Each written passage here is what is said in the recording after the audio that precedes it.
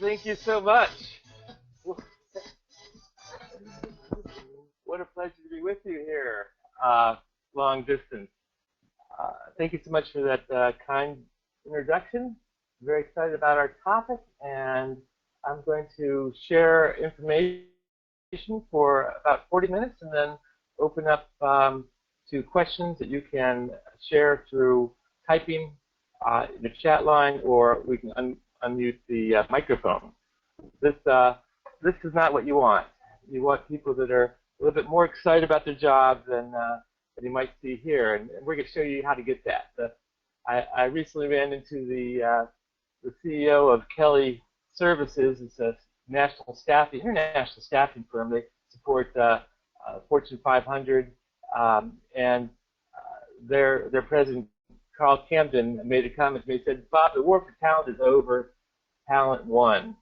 That increasingly, as we go forward, we're at the start of a long journey of a shortage of skilled labor around the world.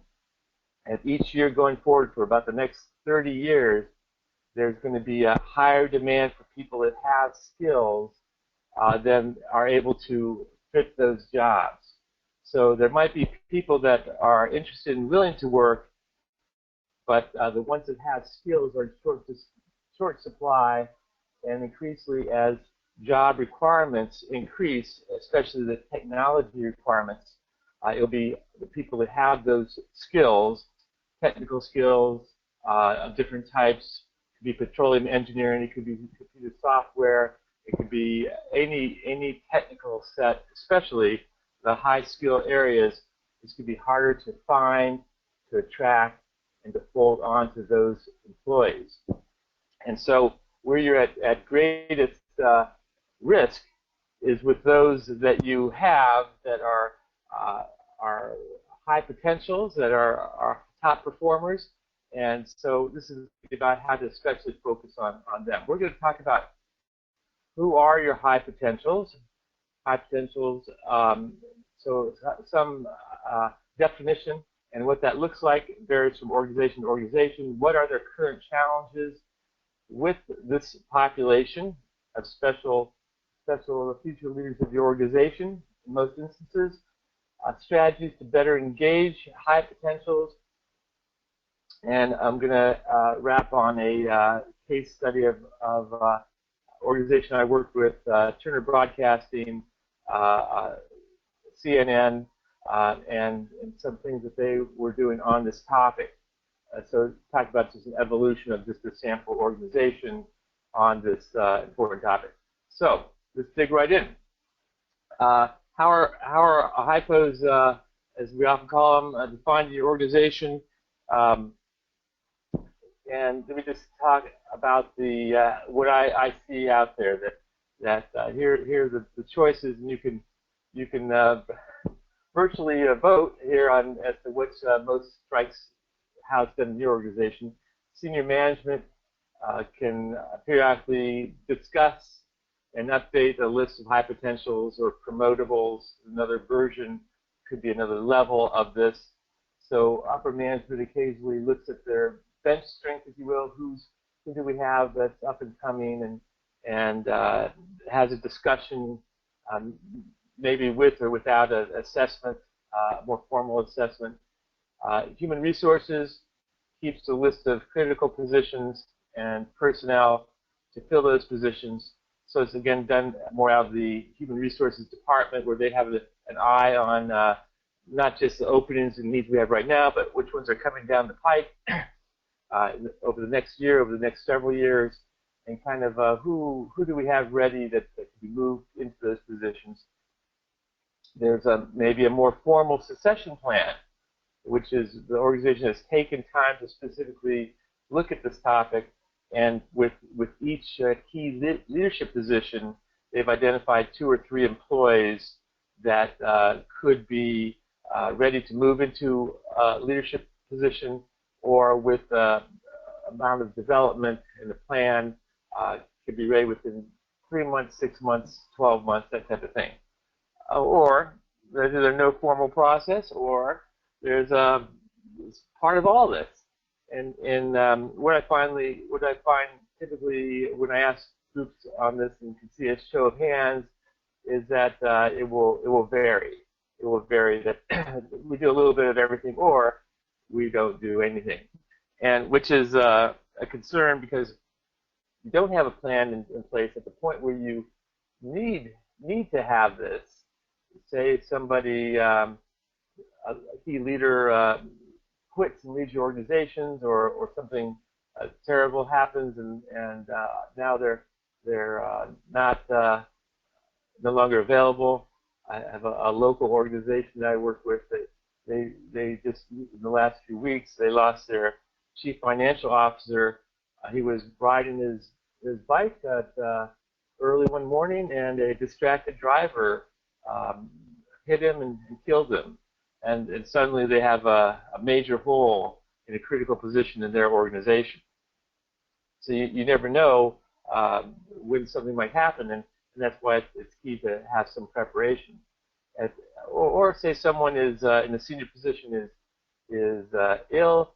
At the point, sometimes when you most need to talk about this, people tend not to because it feels like bad luck. I know in the African culture, when Nelson Mandela was ill, no one spoke of his death because they felt that was in the culture that is bad form, and it's so there's no discussion of a pending death. And so at that point, if it's an organization, you could be a bit paralyzed and not being able to act on something that's imminent. So all the more reason to have talk about this in advance. So it kind of begs a question off the bat here: that does high performance, is someone that's a high performer now, is that basically a high potential? Is that someone that's doing a great job? Are they a high potential that we should have a special plan for and have an eye on? And ironically, the answer to this is not always. That just because someone's doing a good job does not make them a high potential employee, because there's some other factors that weigh in. 70% of those that are doing a great job, they lack critical attributes needed for success in future roles.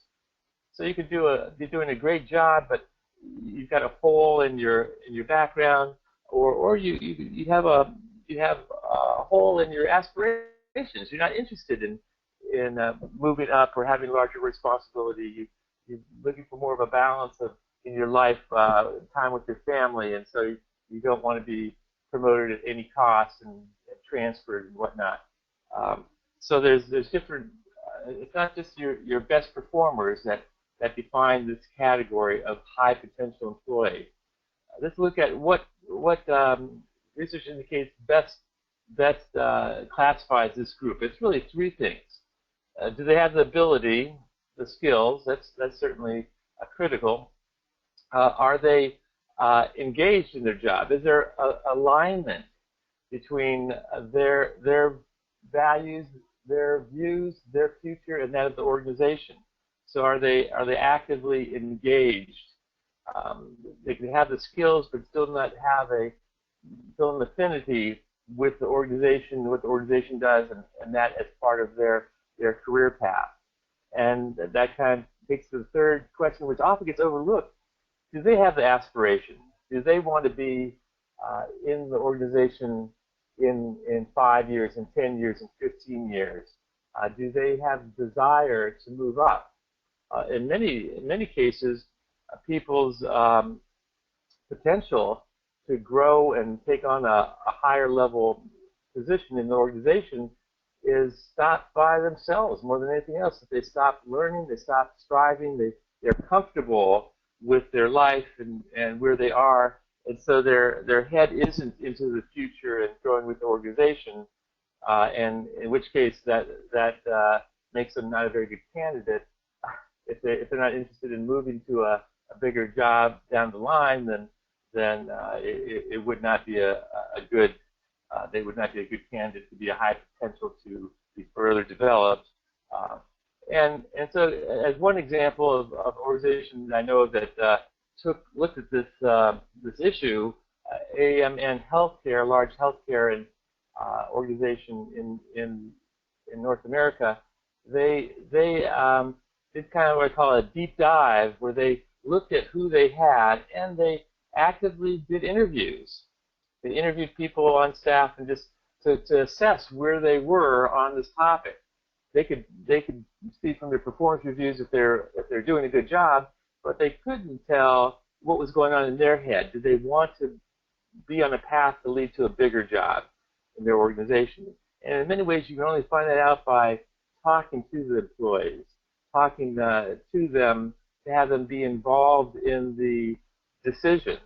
Because if they're not interested in that, and you're making decisions without their involvement, you can sometimes be surprised at who you thought would be your grooming for a promotion, even for your CEO spot.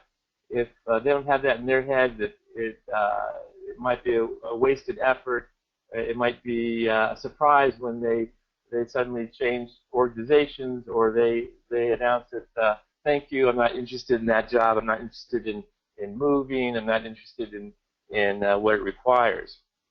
So the person in this group, it really is a good advice to have a discussion with them. And initially, as you're identifying, you can just be trying to find those people. In this case of this organization, they interviewed 200 employees that they thought would fit in this category, and based on that, they're able to identify who were those that they should have a further development plan for to be able to attract them. Now, the challenges with high potentials, there's three main areas. One, the turnover, the loss of this category of employees, the fact that their engagement, how engaged they are in their current jobs, tends to be down.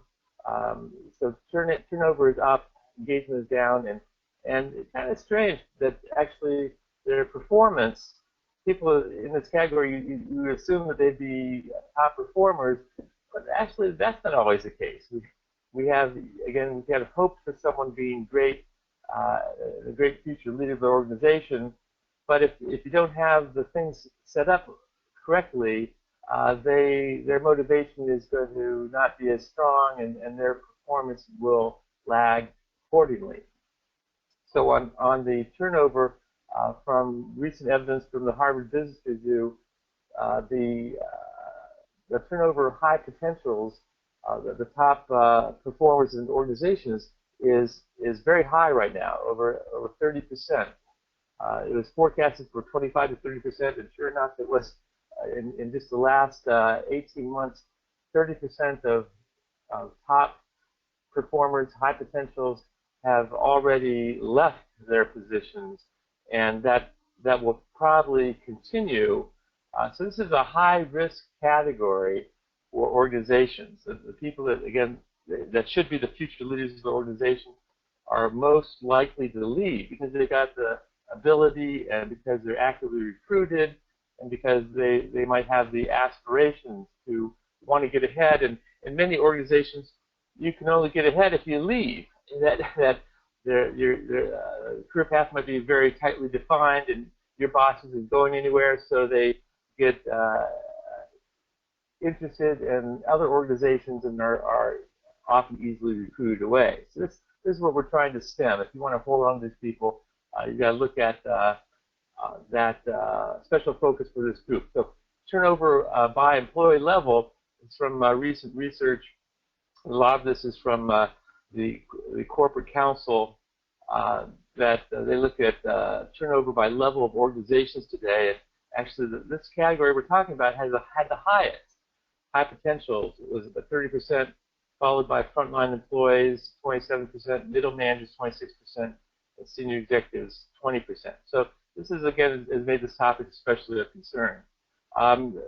More scary, perhaps, is the fact that this turnover is increasing quickly. So 14 to 33% of high potentials are actively job hunting, and the reason in that difference, this is a preview here, whether it's 14% or over twice that, has to do with if they're involved in the discussion of being a high potential in their organization.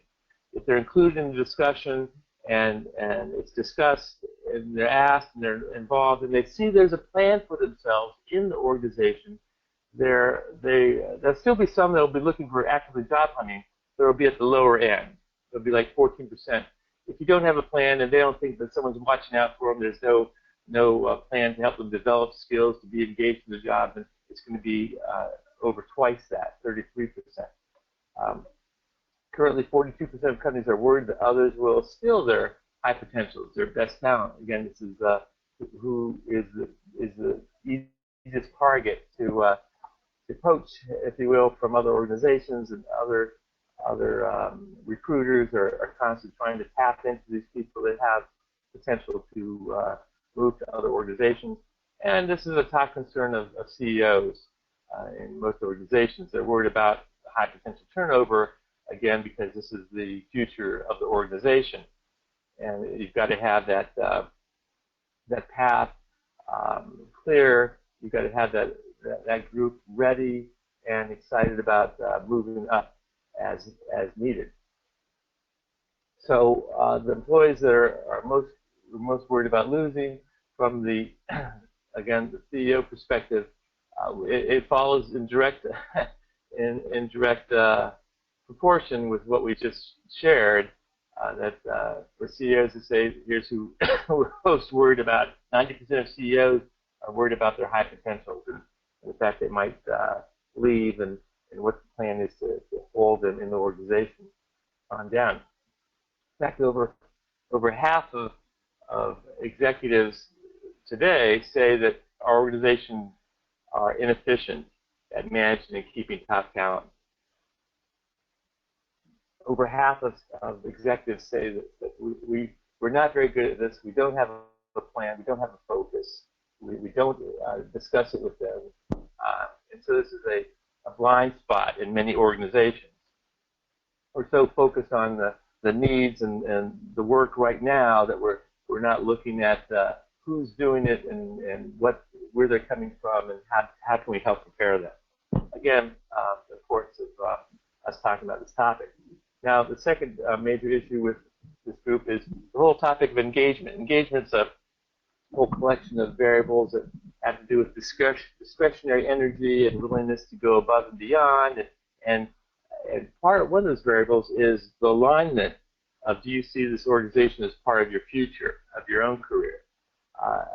Unfortunately, about a third of those high potentials or emerging stars in your organization report feeling disengaged with their company.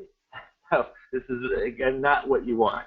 You want this group to be most excited, to be tapping into their potentials on a daily basis, feel that they're doing their best, is what they do best, that they're tapped into that, they're excited about what they're doing now and what they'll do in the future. And if they're not engaged, and across the board, in all types of employee types, about 30% of employees report feeling engaged, about 50% feel disengaged. And so this group, a big percentage of them fall into the category of disengaged. And then, according to that topic, is actually, you can have people that are actively disengaged. So engaged, about a third, disengaged, about 50%. And in most organizations today, about 20% of employees are actively disengaged. Not only are they not excited about their job, but they often do harm to the job. They badmouth the organization. They're bitter to work with. They undermine their coworkers.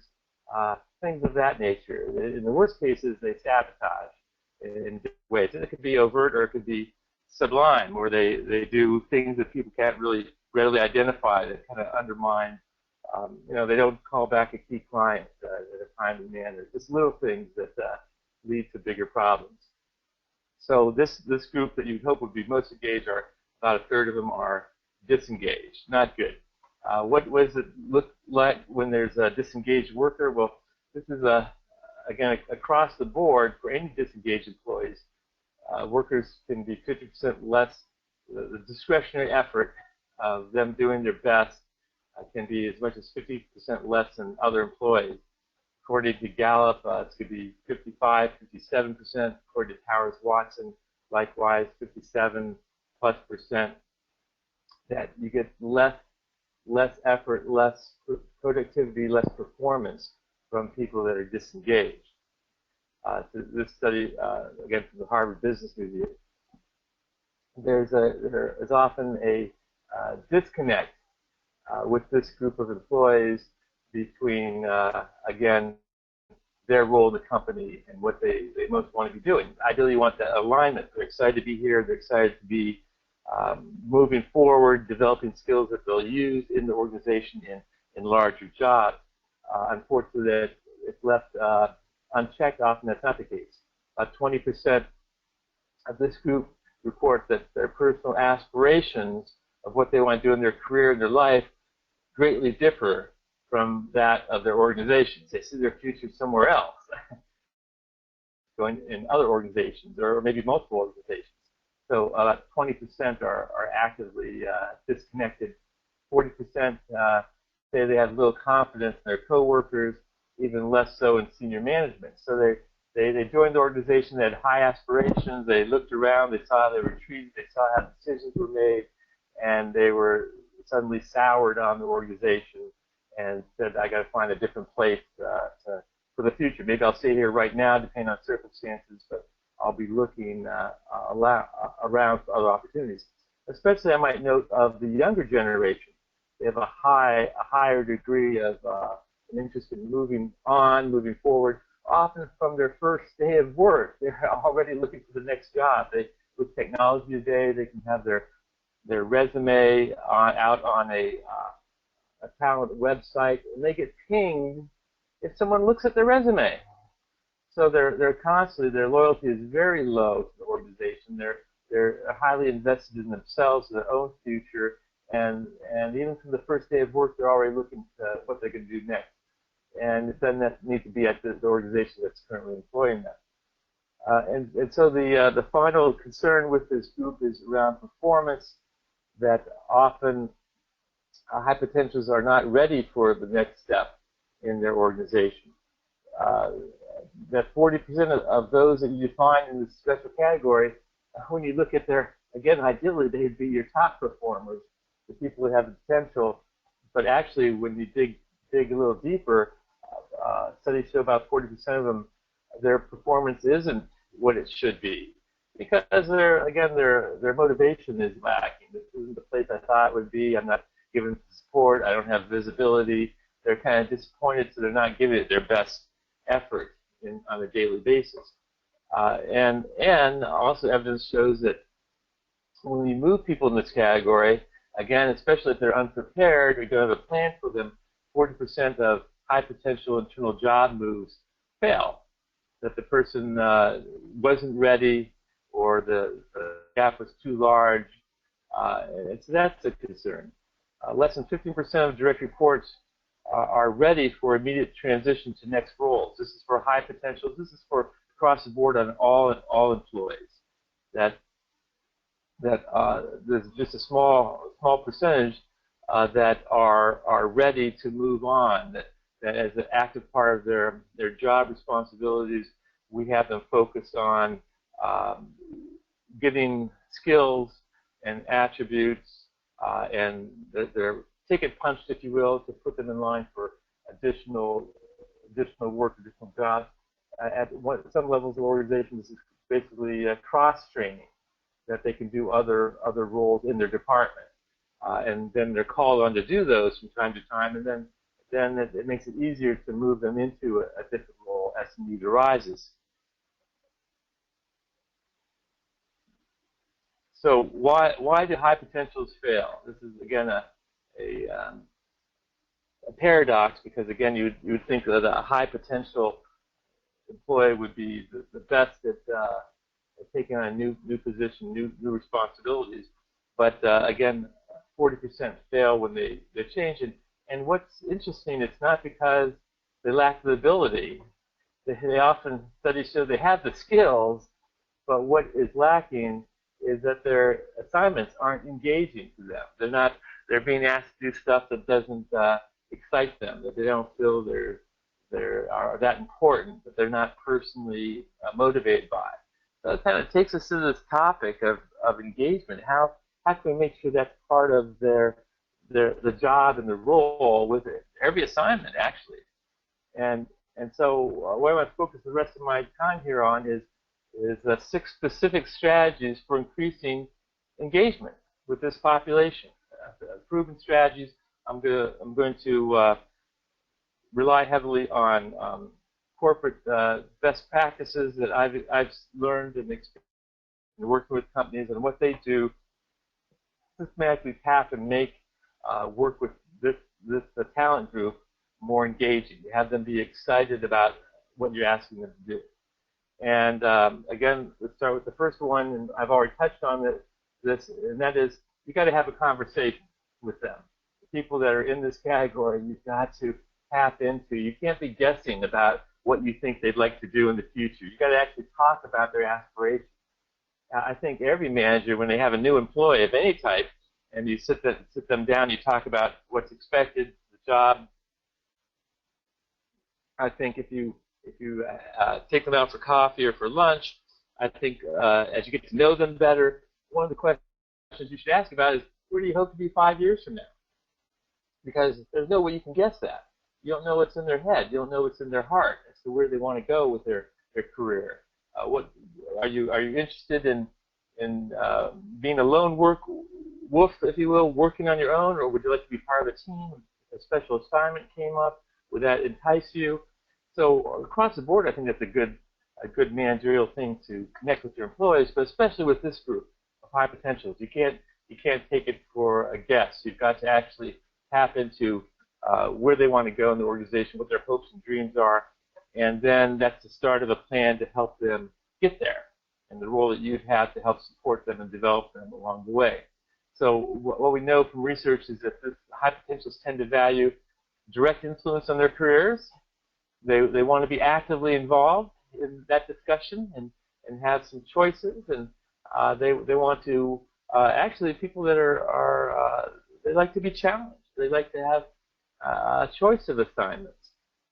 So again, in our age and era for high potentials for top employees, you want to not just tell them what to do and we're designing your career for you, but you want to have them involved, and you want to give them stretch assignments, challenging assignments. You want to, if they're a top performer, they've proved themselves, you might even give them a choice of assignments. You know best what you've been doing a great job. You know best what the needs of the organization are. For example, you have a lot of contact with our clients. What would best help the organization that you'd like to take on? Wow, for a lot of the high potentials, they will rise to that occasion because that's going to give them a chance to work on something they feel is important to the organization, perhaps give them more visibility with other management and upper management, and be able to create a niche of value that they've added to the organization. That's how you keep people excited. That's how you keep people engaged and tied to the organization. They actually like real risk and rewards.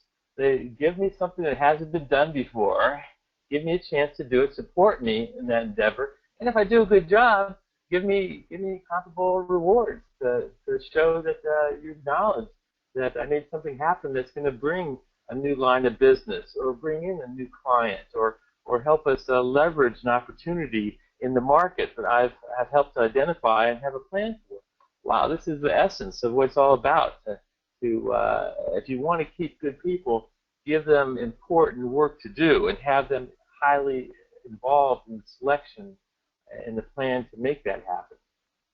So again, pretty straightforward, but often that's not what's done. Strategy 2, you want to have an alignment between the organization's vision and mission and strategy and with their own values. This actually probably goes back to the hiring process. You want a strong alignment, better alignment, the more engaged the person tends to be, but you want to keep that focus along the way. So, for example, at Johnson & Johnson, international pharmaceutical healthcare organization, they have a program they call LEAD, and it's just fantastic. They've had over 50% of participants have moved to bigger positions in just the first 3 years of being involved in the program, where they systematically, again, identify and have a development plan that is discussed and employees feel that you're helping them to develop new skills, make new contacts, give them visibility in the organization, and most importantly, help truly prepare them for a bigger position, a different position in the organization. So a lot of thought has gone into that, and they've had very good success as a result. The third strategy here is, again, focusing on real and important work. So it's not busy work. It's not here's a project that I dreamed up to make you feel special. It's what are the most pressing needs of the organization, and how can we tie this work group to those needs. So, for example, at the marketing firm Procter & Gamble, and they have they call them crucible roles. Crucible roles. So they're key make it, break it positions throughout the organization that will impact their organization's success. That might be a brand manager or a new product, a launch manager, because they were constantly thriving in the market by coming up with new brands and needs for consumers. And so having people in those jobs that are best at creating new products and building brand and market share on any given product against the competition are critical overall to the organization's success. They strive to have 90% of those key roles filled with high potentials. So they systematically examined the roles, and then they look at the employees they have and who are in the high potential group. And do we have the discussion? And now we slot them into those roles. Their criteria for doing this is to find people that are qualified to do that, but in each case they have a development gap, they call it, that they're missing something they haven't had in previous jobs. So each assignment has a little bit of stretch to it. You've got to learn something you've never done before, and that's part of the value, part of the excitement of the job to the high potential. We don't just put someone in the job that has done that for 15 years. We put them in the job that, and in each case, we select the job give them a stretch. So, for example, it might be dealing with an international product. They've never had international experience. Maybe they've done other brand management, but now they're going to do it in an international market. Or maybe they've never done a new product release. We're going to try them on that, and they've got to build the baseline and develop the whole plan. They don't walk into a plan that's already been and try to make it better. So again, they stretch them in one way or another. As a result, because of this focus, because of this thinking it through, because of having a plan and a program, they have 80% of their high potentials are ready to assume critical leadership roles any given year. This is a great example of what can be gained if you systematically look at this topic and have a plan in place. Fourth strategy has to do with investing in learning and development activities.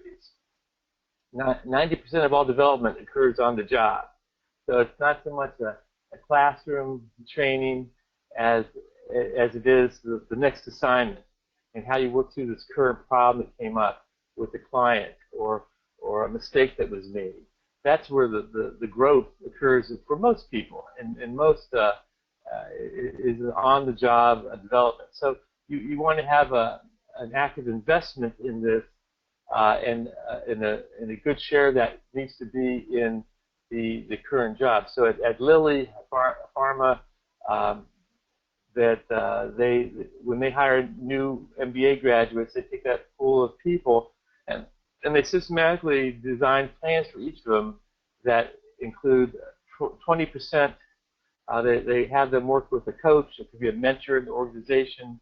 20% of the learning is coming from that. 70% of the bulk is coming from the work itself, the projects, the next assignments, the things they're juggling, the contribution they're making. And then 10% comes from formal education. That could be a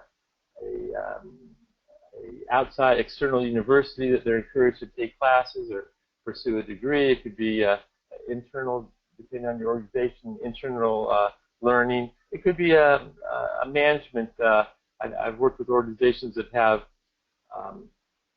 they organize their managers to be part of community development efforts where they talk about best practices and they stretch them kind of in a workshop, seminar, ongoing basis. Maybe they'll meet once a quarter with that group, and it's kind of an ongoing type of a class for top potential leaders of the organization.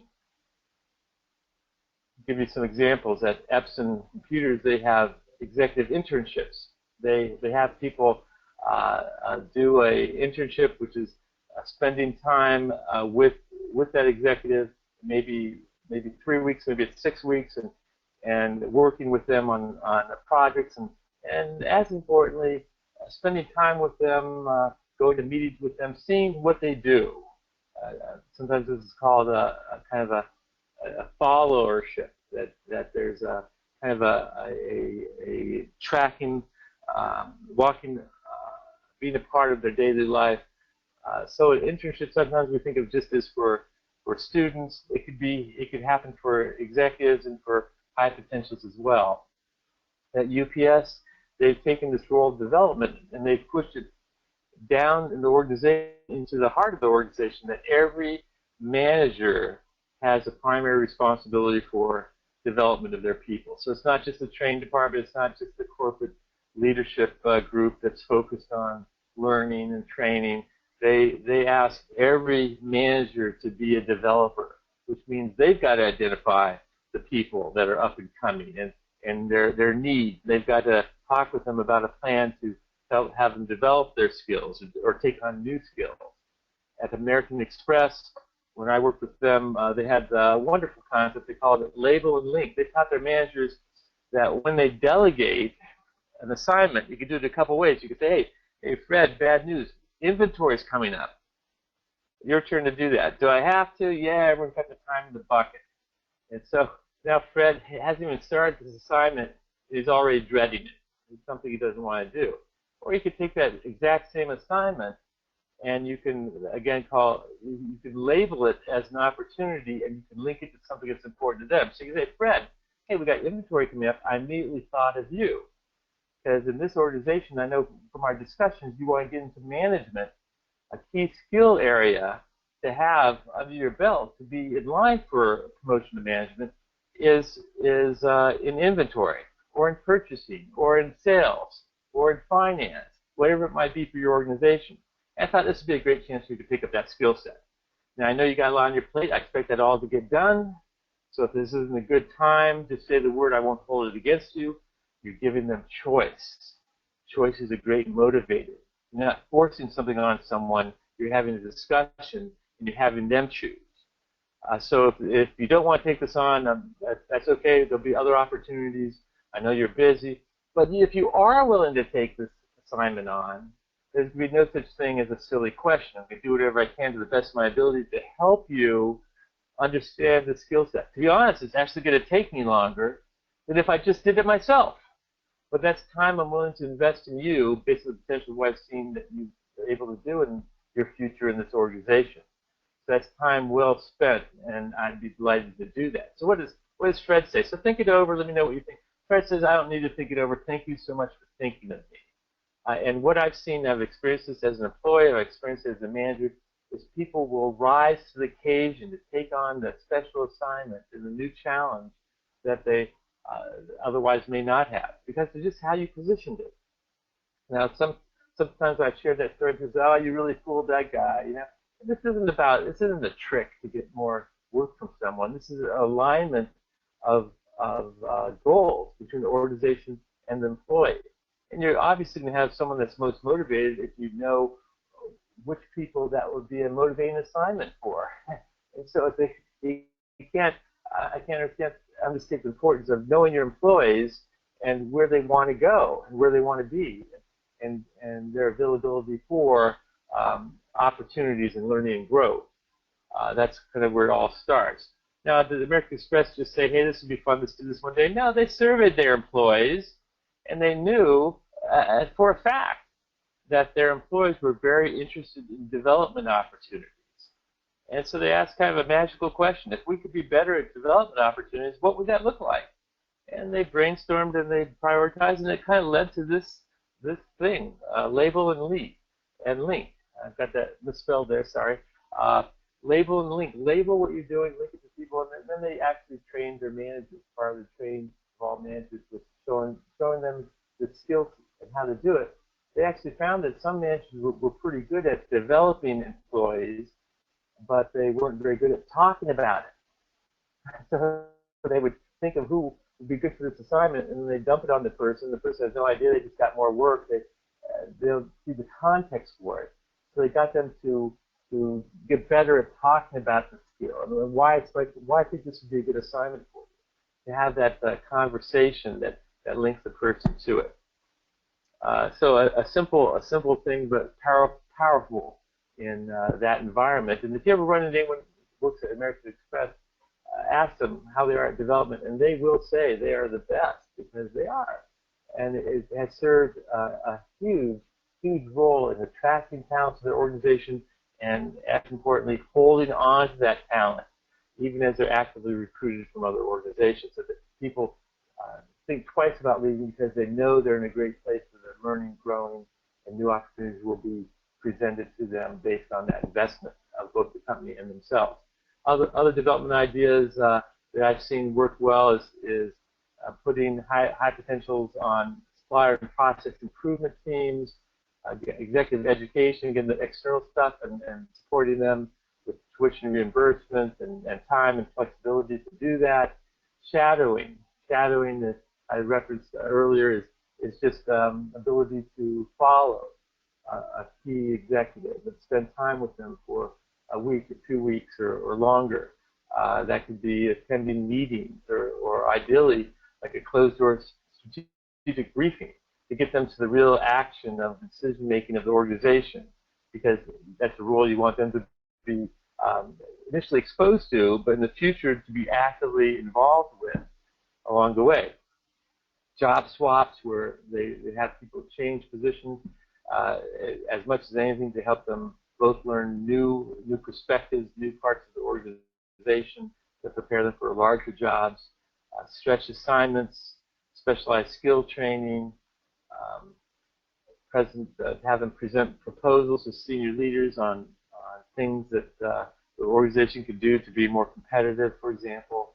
These are key strategies to represent the company at industry meetings or to present at conferences. These are all development opportunities that put them in line for bigger jobs to take on those skills. The fifth strategy is connecting high potentials with mentors in the organization committed to their development. Now, a mentor is someone in a different chain of command above you in the organization. It could even be from a different organization. It could be from the industry, for example. At IBM, for example, they've got they're very deep in this strategy. They use different levels of mentoring. So there's an expert mentoring just on the technical aspects of your job, people you can talk to and call on. There's career mentoring, having discussions about where you're going, what's next.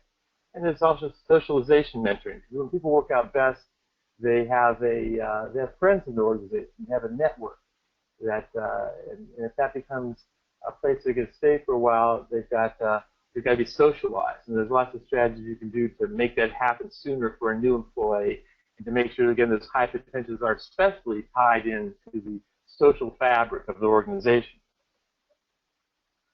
Some other examples along that line, Rockwell Collins, they match mentors with high potentials using a web-based program where they just ask people, what are your skills, what are your interests, and then they have a database that can be searched. So it could be a language someone speaks. We're looking for someone that speaks Chinese, and who in our organization has that ability, and they could be tapped into for special assignments, or it could be a special software language that they know. So it's a very, very creative use of tapping into their employee base. At Philips, they have, again, a protocol when they have a top executive visit any facility around the world.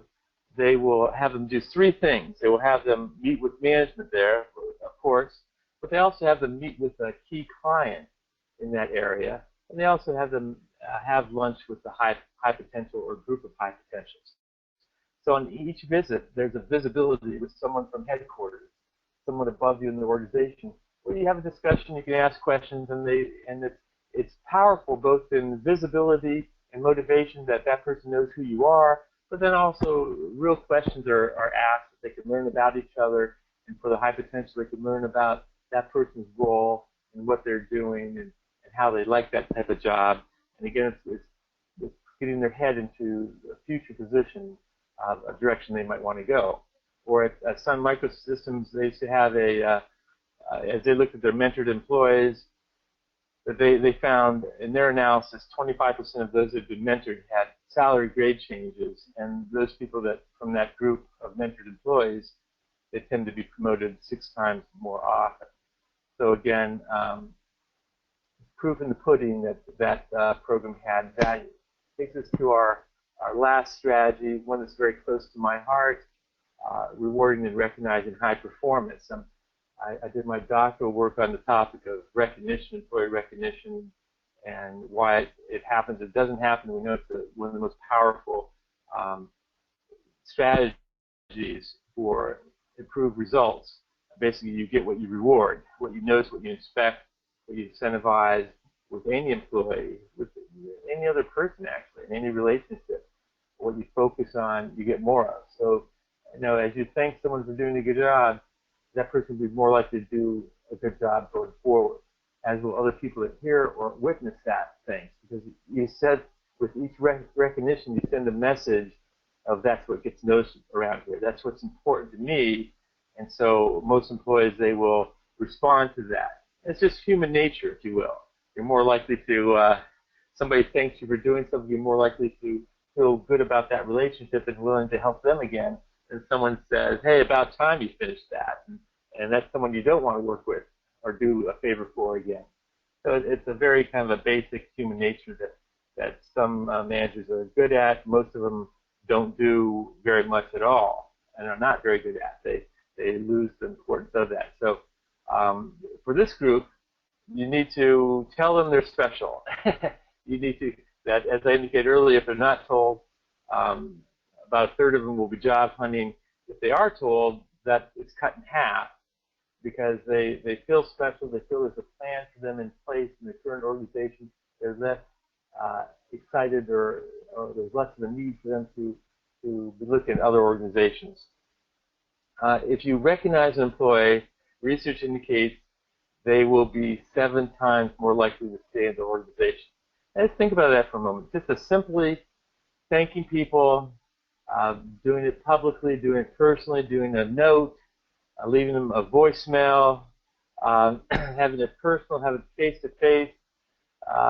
Just all the ways you can thank someone. And I wrote a book called 1,501 Ways to Reward Employees. It has 28 different categories of ways to simply just acknowledge people that are all from real life, from actual corporations. That if you do that, if you have a philosophy for doing that in your organization, you systematically do it, that your employees will be 7 times more likely to stay working for the organization, stay working for you.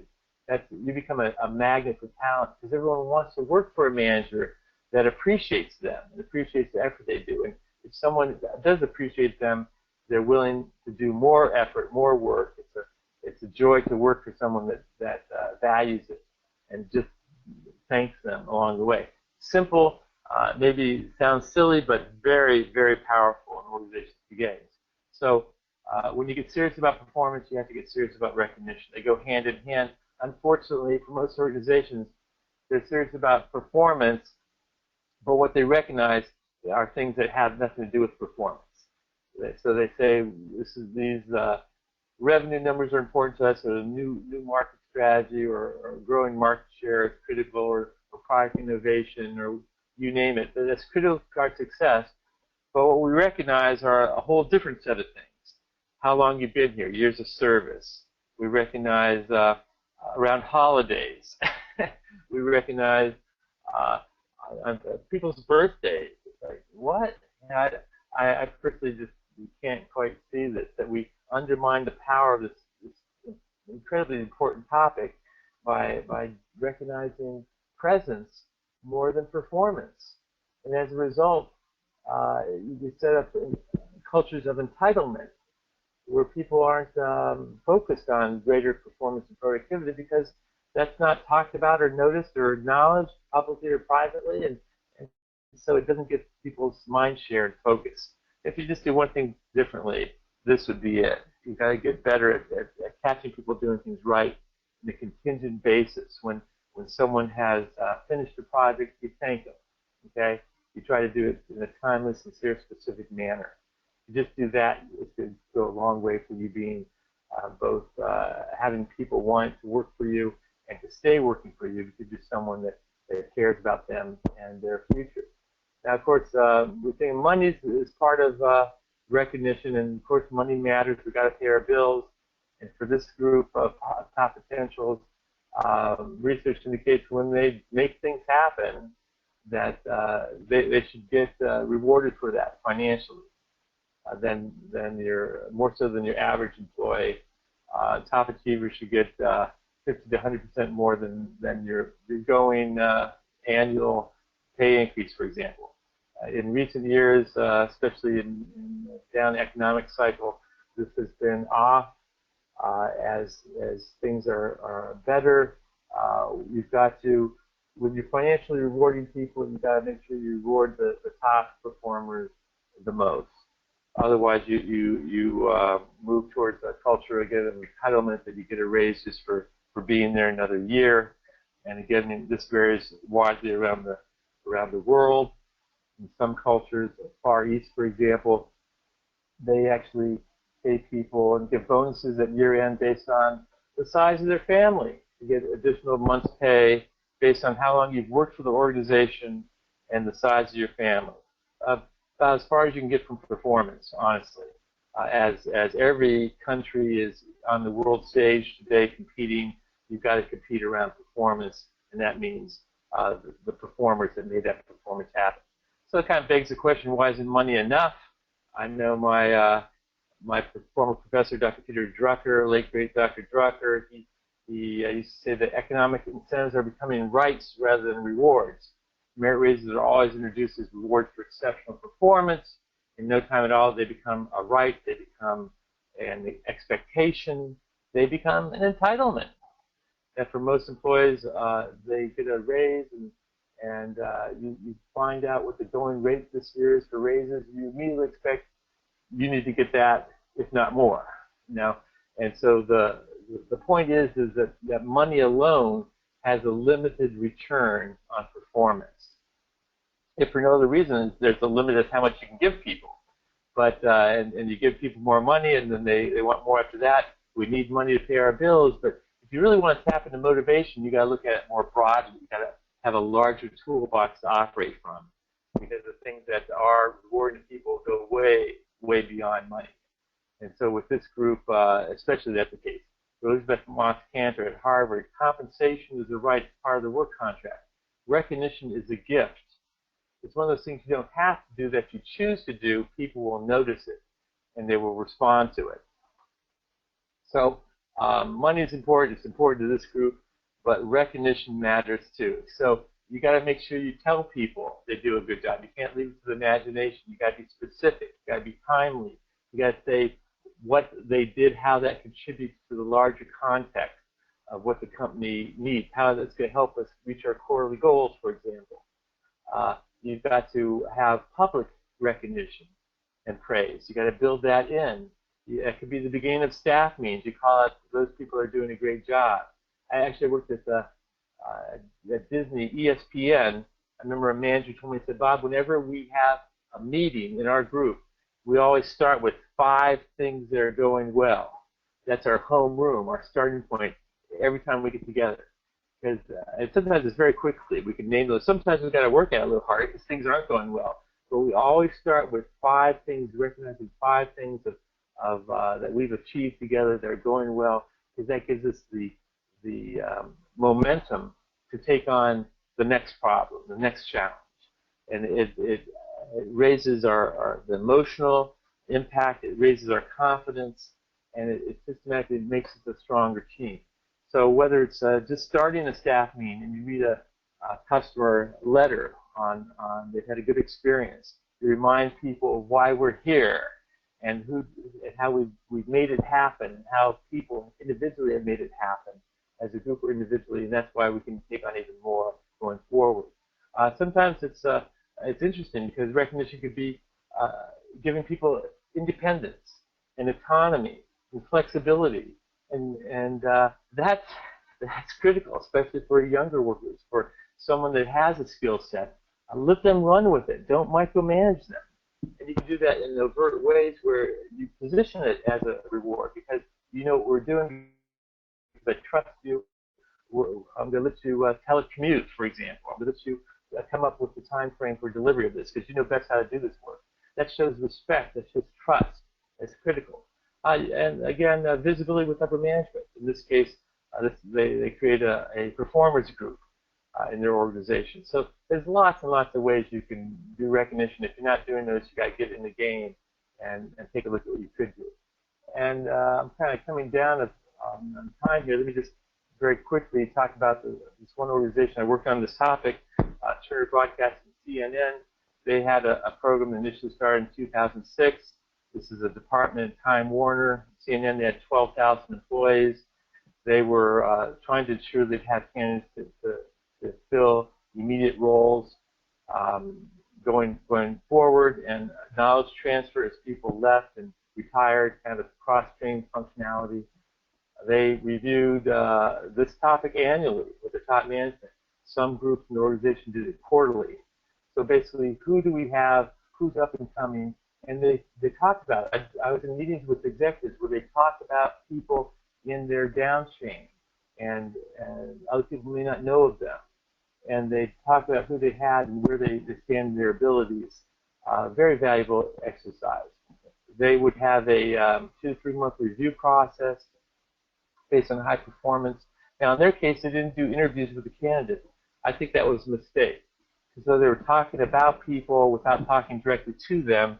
Again, you can have a plan for someone, but if it doesn't match their internal plan for themselves, it could be a disconnect. And you want to find that out sooner rather than later. So their high potentials were not told of the status. They were afraid that they'd get conceited, a big head, they'd brag about being in a special group. And to that I say, well, you make that part of the discussion. You say this is an honor. If you abuse the honor, we're going to take you out of the group. So if we hear you bragging about this to other coworkers, you're obviously not ready for an opportunity of this type. So you've got to have respect for the status. They've gone through 3 waves of initiatives on this topic. Initially, they did the simple knee-jerk external education. They put them in the executive training program. Then they expanded on that, and they moved to development of having high potentials develop initiative projects and proposals to the organization. So they got better at it each time they came back to it. They added things to it. I asked them what advice they'd have for other companies on this journey, and they said determine what defines progress in advance. So start with the end in mind. If we're successful at our efforts of focusing on this population, how will we know a year from now, 2 years from now, 3 years from now? So the more explicit you can be about that, the better you can reach that goal. But then just wade into trying some new things and how does that work, and it can be kind of tough to get your arms around it. Have it be as explicit as possible. We want to be able to have 2 or 3 people per key position that could fill that job. Wow, that's a more specific thing. And in what time frame? That they're within 6 months of being able to step in that job. Okay, that's more explicit as well. Now we can check that off as the number of people and how deep the skills, what skills are missing, how to plan to get them those skills. So now you've got a very active action plan. So that's what I wanted to cover, defining high potentials, the challenges, the strategies for better engaging them, key areas to make this happen, and then a case example of the group I worked with. We've got a few minutes left for any questions you might have. I mentioned this book along the way. I've actually authored 25 books. The most recent is Recognizing and Engaging Employees for Dummies. It just recently came out. This book I'm probably most known for. It just this week went into its 62nd printing. has sold close to 2 million copies. It's been translated in about 25 languages.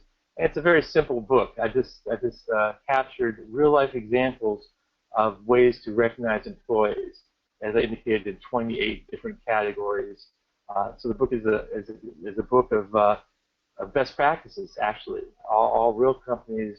I name people, I name companies, I say what they did, and where possible, the impact that had. So this book, as well as any others, are available.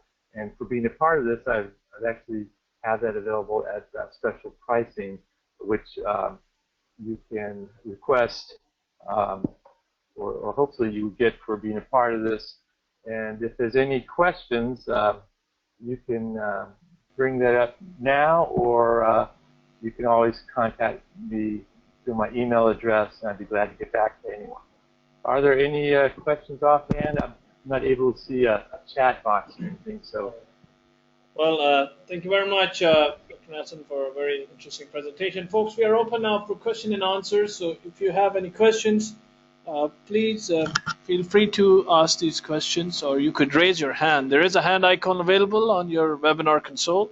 So if you click on it, you can have an audio chat with Dr. Nelson. So let me go to the question box. The first questions: how can we best hold on to younger employees who are constantly being recruited by other companies?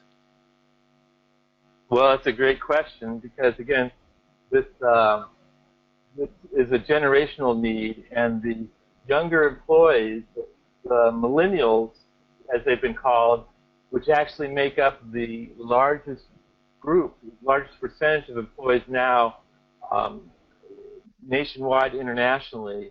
The biggest percentage of employees are from the younger generation, and each year going forward, it's going to be even greater. By 2020, that's going to be about 50% of all employees are going to be millennials. By 2025, about 75%, 3 out of every 4 employees in your organization are going to be from this generation. They have very different expectations. They're in a hurry. They've got ambitions. They want to learn. They've got a high need to learn and build their own skill set and to move. And so what's interesting, I mentioned the topic of recognition.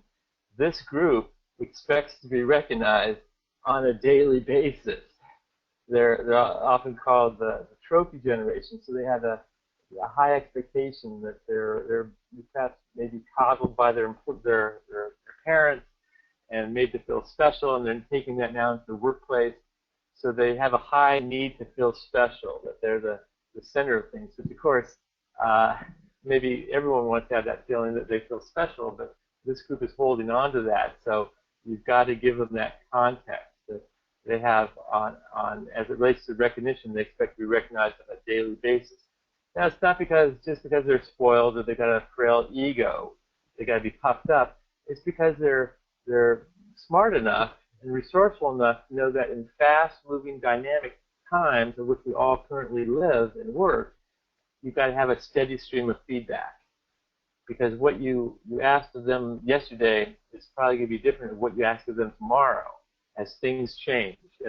And to be on the mark, they've got to hear the feedback on how they did so they can adjust it. And is that what you want more of? Is that what you want less of? And so the recognition is not just a feel-good, frivolous thing. It's a very practical feedback as to what was done well, so they know what to do more of going forward. So giving recognition, that culture of recognition, again, is probably the most the simplest and most powerful strategy for making them feel connected and having them want to stay. For any of us, if we have a manager that does that, it's someone we think twice about leaving. Because 4 out of every 5 managers you'll have in your career you won't think are that good. So you got one that's good, that's on your side, that's helping you learn and grow. You think twice about leaving that person. Other questions? Are we out of time? Thank you very much. We are really pressed on time, but let me go. We have a caller who has raised a hand now. We have Mr. Brother Mahmoud Sharaf. Brother, could you please introduce yourself and ask the question? Good evening. This is Mahmoud from Dr. Sulaiman Habib Hospital in Qasim. I have two questions, one from me and one from my colleagues, the Director of Nursing. Now, when we talk about the strategy of engagement, training, for example, would be an example of engaging our employee. Would you recommend, put those high potential employee and train the trainer, then that would retain them and keep them in the post, or assigning them as a quality, coordinator? In healthcare, it's an industry, working in a hospital, people coming and leaving, and all these talents and skills, you need to maintain it and retain it in your organization. Would you recommend this as a strategy for engaging the staff, or it's an added burden on them in their posts? Okay, so let me make sure I understand the question. It seems like you're asking, would you rotate them in assignments and risk having a variance in the service you're offering as a strategy? Is that the gist of it, or would you Yes. keep them in the role and have it be an add-on assignment? Yeah, it will be an add-on. Yeah, he would be acting, as a coordinator of quality in his same discipline, or train the trainer program in the same discipline where he is, so he will train the new employees and he will feel more engagement. Do you think that this would be a recommended strategy for engagement? Again, I think that is a good strategy. It's an effective strategy. Again, part of the conversation should be with that person to say, which most entices them. So you can have stretch assignments that you're doing a job, you're paid to do that job, or we'll give you the opportunity to be on the President's Commission or a task force to solve this problem. So that'd be one type. Another type would be actually revolving, have them go to a different job and revolve for short stints. That's an effective development strategy as well. And the one you're mentioning is, again, one I like, that have them teach a topic to new people. That is, anything you teach, you're going to learn better yourself. And so it's going to give them visibility. So I think that's a very strong one. It's a very effective one. Again, you need to have a time frame in mind, because someone could do that. If they're doing that for 3 or 5 years, now they're going to get bored with it, and they see all these other people that they keep training. And the worst of it, sometimes it happens, they're so good at that we can't let them do something else. So they can't move on to another job, because they're so valuable at the job they're doing, and that you don't want, because then they're going to feel suffocated, and then you're more likely to quit. So I think what you outlined could be an effective strategy. The one missing piece, I would say, is having a discussion with the individuals you're thinking of doing that with, to see how they feel about it, and does that excite them, and would they like to do that? And as you position it as an honor, we need our best people to be able to train other people that are coming in. You'd be doing the organization a favor. We're only asking this of you because we feel you're qualified, you're the best at doing this. Now there's kind of an honor involved, and that becomes part of the discussion. You want them to feel that you're making a special investment in them and giving them this opportunity. Very clear. If you would allow me, Mr. Ali, I have a question from Ms. Maureen, the nursing director. Sure. Hello, my name is Maureen. I'm director of nursing here. Oh, hello. My name is Maureen. I'm director of nursing here at Dr. Solomon Habib. My question to you is, when you're recruiting somebody for a key position, whether it's in an autonomous role or whether it's to work as part of a team for a project, do you just go on the interview itself and their CV and possibly some, headhunting personnel, or would you use a strategy of like the computerized Belbum assessment tool that you can, get people to see, or do they have the right fit for that job, rather than then employing them and finding they're not really, what they say in interviewing, that they're not really fitting correctly? And then you find you have to move them to another position. Do you use that sort of tool, or would you recommend that tool? I think a tool, a survey tool, an assessment tool can be very helpful in selection process. Increasingly, what I see happening for key key jobs is actually goes beyond that, where you have a candidate that's interested in a job where they're actually asked to do an assignment, a project, to actually get a chance to look at their work and maybe even to meet people that they'd be working with. I know, for example, my son works in the San Francisco Bay Area, and he finished an education program, and for the companies he was most interested in, they actually had him do a project before he was on board to assess his skills. And he actually, that appealed to him because, wow, now he's got a chance to meet coworkers, and that's an important part of the decision. Who am I going to be working with? How approachable are they? Can I learn from them? He spent a lot of time looking at the fit. So in many ways, he was interviewing the companies as much as they were interviewing him. Is this a place where he could make a difference, where he enjoyed the people he'd be working with, where he enjoyed the work he'd be doing? So he did not mind doing a sample project, and one of those companies, he got a job and it's worked out very well. So the more you could take the guesswork out of it, it's not just for the company and the hiring decision, but it's also for the employee. In this day and age, looking at the fit is increasingly important. So the days of an employee just looking at the best salary and how soon they'll be promoted, I think is coming to a close. There'll still be people like that. You probably don't want to hire someone that's just looking at the highest salary possible, because they're going to be quick to move on to another job that pays even more. You want to find someone that has an alignment. Is this a place where I can learn, where I can grow, where I'll be trusted, respected, where I'll be a mutual part of the decision making? Are there people I can look up to? And if I have a problem, is there a depth of experience I can learn from? For example, in my son's case, again, he didn't want to be a place where he was the only person doing that type of work, and he didn't have someone else he could call upon. So he wanted to be part of a team so he could learn from others. That type of decision making leads to a better long-term alignment, and the person is going to be more likely to stay than if they just you hired in a rush. Jack Welch from GE used to say, you want to hire slowly and fire quickly. So you want to take your time in selection of people and have them meet those they'll be working with and have them have multiple interviews, maybe have them do a project. You mentioned an assessment. That could be good as well. The more information you have, the better. And part of that is to take the time to get to know them where they're vested in the process. What happens the more they get vested in the process, it may be a third interview, a fourth interview, a team interview, then the more their expectations get up. This is a place that really cares about who they bring on board. It's not a snap decision. They're more than likely to be ones that work out for a longer. And so it's going to be more work up front, but it's going to be a longer hire that is going to stay with you for a longer period of time.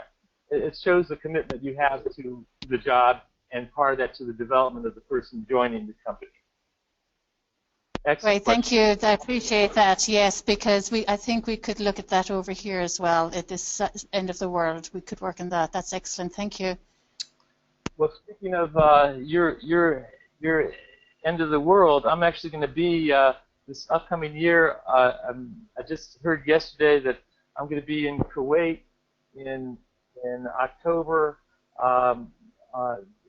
Then I'm working in Bucharest, Romania, and then I'm going to be speaking at the Dubai Human Resources Summit again October 25th. So I'm going to be in your neck of the woods, as we say, later this year. If anyone has great. Maybe you could drop by us here as well while you're on tour. You're invited. Consider that an invite. It'd be my pleasure. Well, thank you very much. And thank you for the questions, Sister and Brother Muhammad Sharaf. Well, we're really pressed on time, and that really brings us towards the end of the webinar. Any quick concluding remarks that you would like to give, Dr. Nelson, before we dismiss out? Thank you so much for the opportunity to have me share. I am passionate about this topic and the whole human resources, how to maximize productivity, ability to attract, retain, and get the most out of the investment you're making in employees. So I've kind of dedicated my career to this topic. As I mentioned, I've just published my 25th book on the topic, and I love books are an extension of the work and the research, and I love helping organizations further that. My hope is that I'll get to your area to be able to do some of this live and perhaps even within in-house in different organizations as the interest arises. The investment in our people is key in any organization. That it's the softer side of management that actually has the greatest potential of delivering results. That every company is more than its physical assets and balance sheet. It's the people that drive success, and unfortunately sometimes that gets lost in the mix, and they don't get the best focus that they need to in order to maximize what you can get from them for the company and for themselves. So thank you for this chance to share some of the thoughts about high potentials, and I look forward to connecting in the future. Our feelings are mutual. Thank you very much, and I really want to thank you on behalf of the Madinah Institute for Leadership and Entrepreneurship, Maad, for your valuable time in giving this presentation. And thank you all of those who participated in this webinar. It's being recorded, will be uploaded on Mile Community, so please stay tuned to webinars.mile.org for our upcoming webinars and also to access the recorded versions. With that note, we'd like to end this webinar.